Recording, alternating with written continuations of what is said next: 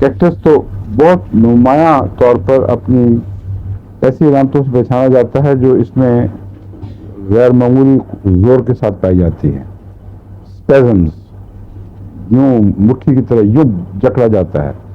بعض ڈاکٹر کہتے ہیں جیسے وہ پلاس کے اندر دبا دیا گیا ہو، یہ احساس بھی پیدا ہوتا ہے.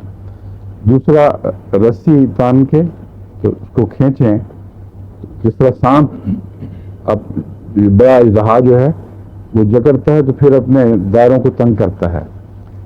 کیکٹس میں بھی ویسی ہی صورت پائی جاتی ہے. یہ جہاں کنسٹرکشن شروع کرے وہاں یوں محسوس ہوتا ہے کہ اس کو دائرے کو تنگ کرتا جا رہا ہے.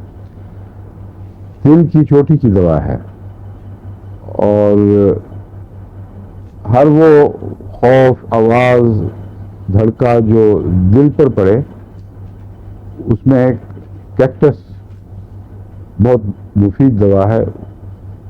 اور بعض لوگ تو اس کو دل کے لیے روٹین میں بھی دیتے ہیں. اس کا اسپیزم اتنا سخت ہوتا ہے کہ جب انتڑیوں میں درد ہو، پیٹ میں درد ہو، تو بہت کم دواؤں میں اتنی اچانک شدت پیدا ہوتی ہے. بیلاڈونا میں بھی اچانک پن ہے، مگر کیکٹس میں جو تیزی ہے درد کی، بیلاڈونا اس کا مقابلہ نہیں کرتا. ایک اور دوا ہے جو پیٹ درد میں بیلاڈونا اس کی کیکٹس کی یاد دلاتی ہے، وہ آکزیلک ایسڈ ہے.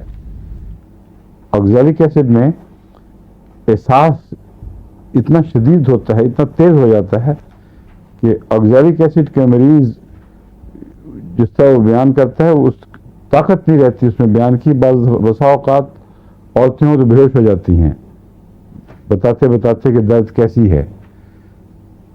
اور آکزیلک ایسڈ کی دوسری علامتیں کیکٹس سے بالکل مختلف ہیں.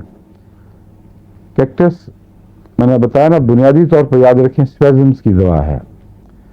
اور اس میں نے آپ کو یہ بھی بتایا تھا کہ بعض دفعہ مریض کو پیشاب پہ کنٹرول نہیں رہتا، اور بچے خاص طور پر یا عورتیں اس ایسی بیماری کی شکایت کیا کرتی ہیں. بعض دفعہ کیکٹس ان کا علاج ہے، کیونکہ کیکٹس اسپیزم کی وجہ سے ایک دفعہ پیشاب کا احساس ہو تو پھر ایک دم وہ اس کے جو جھٹکا ہے نا یوں اسپیزم کا، اس کی وجہ سے خارج ہوتا ہے. مگر اور بھی دواؤں میں علامتیں ہیں. کریولوٹ میں بھی ہے کہ پیشاب ایک دفعہ آ جائے تو پھر برداشت نہیں ہوتا. کالی کار میں عمومی کمزوری ہے یہ مسلز کی، اس میں بھی اور خاص طور پر وہ خواتین جن کے لیے ڈیفیکلٹ لیبر ہوئی ہو پہلے، ان کو یہ کمزوری لاحق ہو جاتی ہے. اور یہ ایک قسم کی فالجی کمزوری ہے. پیشاب آئے تو برداشت نہ ہو، اور بعض دفعہ اپنے کنٹرول کے ارادے سے پہلے ہی خارج بھی ہو جاتا ہے. یہ ایسی علامتیں ذہن نشین کر لیں، کیونکہ بعض دفعہ ایک چھوٹی سی علامت سے دوائی پہچانی جاتی ہے. سمجھ گئے ہیں؟ کیکٹس کی ایک چیز اور بتانی تھی، جو اور بھی بہت سی بتا چکا ہوں پہلے ہی، میں صرف خلاصہ دہرا رہا ہوں کہ لانگ فائبرز پر کیکٹس کا اثر نہیں ہے تو تھوڑا ہے. اس لیے وہ نروز جو بازو کے ساتھ یوں چلتی ہیں یا کمر سے پیچھے اترتی ہیں، ان کے کالوسنس وغیرہ سے تعلق ہے، کولوفائرم سے تعلق ہے، کوسٹیکم سے تعلق ہے. کیکٹس میں وہ دردیں اگر پائی جائیں گی تو معمولی، حالانکہ اس کے مزاج میں تیزی پائی جاتی ہے، لیکن لانگ فائبر پہ اس کا اثر نہیں.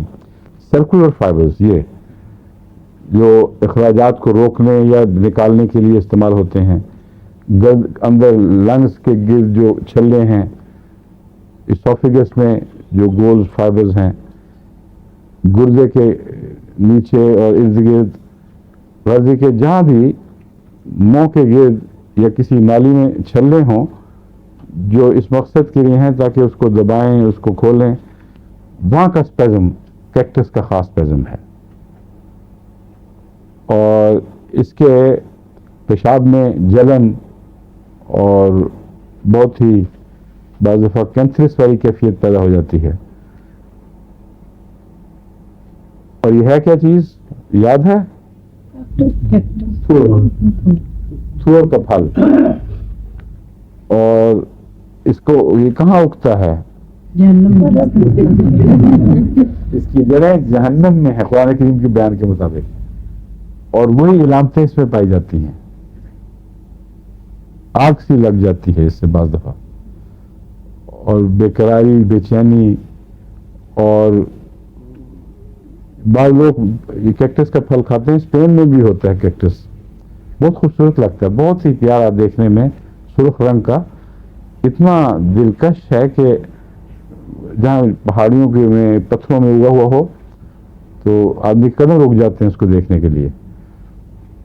وہیں کے لوگوں نے مجھے بتایا کہ پھل ہے، اچھا ہے، مزے کا، لیکن زیادہ نہ کھا جانا. میں نے کہا کیوں؟ انہوں نے کہا بس کھا لیا تو پھر پتہ چلے گا.